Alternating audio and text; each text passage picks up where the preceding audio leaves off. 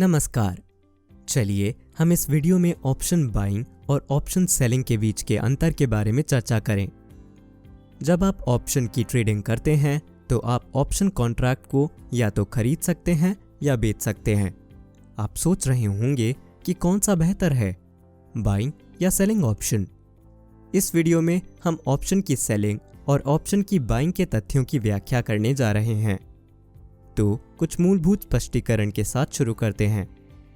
एक option buying का अर्थ है प्रीमियम के एक छोटे अमाउंट का भुगतान करके पूर्व निर्धारित तारीख और प्राइस के रूप में एसेट को खरीदने या बेचने का अधिकार होना, जबकि एक ऑप्शन सेलिंग का अर्थ है पूर्व निर्धारित तारीख और प्राइस पर एसेट को खरीदने या बेचने की बाध्यता होना। जब आप एक ऑप्शन को खरीदते हैं तो यहाँ कोई है जो आपको इसे बेच रहा है। अब मान लीजिए कि आप एक ऑप्शन के सेलर हैं, तो आप ऑप्शन बायर से ट्रेड के एग्जीक्यूशन के समय ऑप्शन प्रीमियम प्राप्त करते हैं।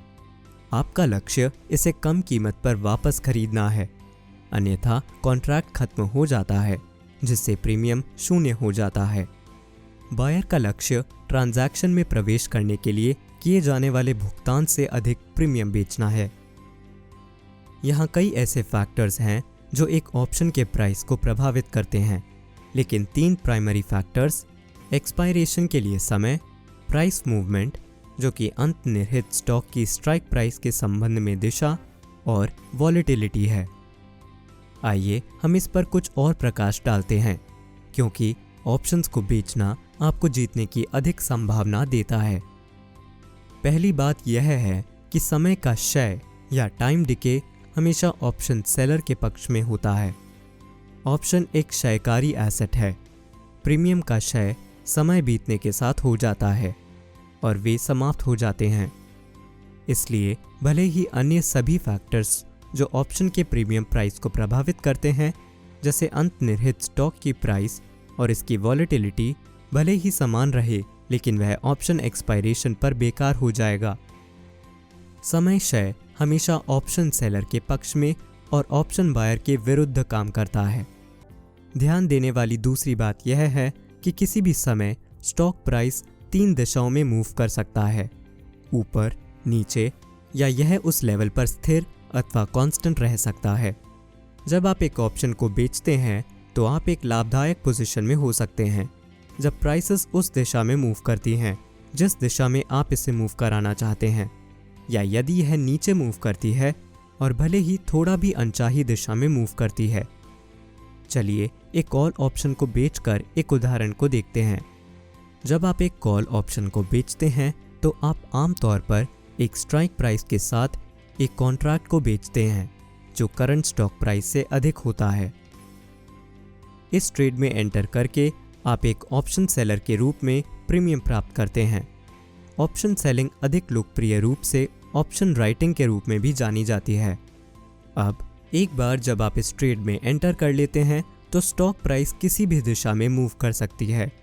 इसका अर्थ यह है कि स्टॉक या तो नीचे जा सकता है, या यह अपरिवर्तित रह सकता है, या यह थोड़ा ऊपर जाकर जीतने की स्थिति में हो सकता है।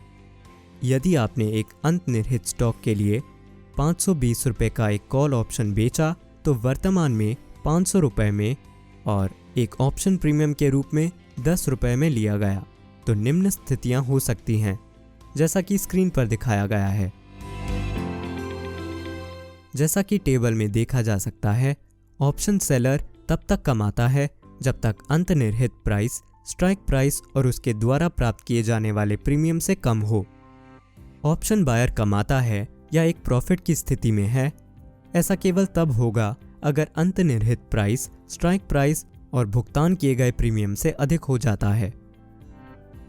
समाप्त करने के लिए हम यह कहेंगे कि जब आप ऑप्शन खरीदते हैं तो यहाँ ऐसी 2 चीज़ें हैं जिन्हें आपके पक्ष में काम करने की आवश्यकता है। पहला स्टॉक की दिशा है और दूसरा वॉलेटिलिटी है। यदि अंतर्निहित स्टॉक की वॉलेटिलिटी नहीं बढ़ती है तो प्रीमियम वैल्यू कम हो जाएगी और ऑप्शन बायर को नुकसान का सामना करना पड़ता है। वीडियो देखने के लिए धन्यवाद।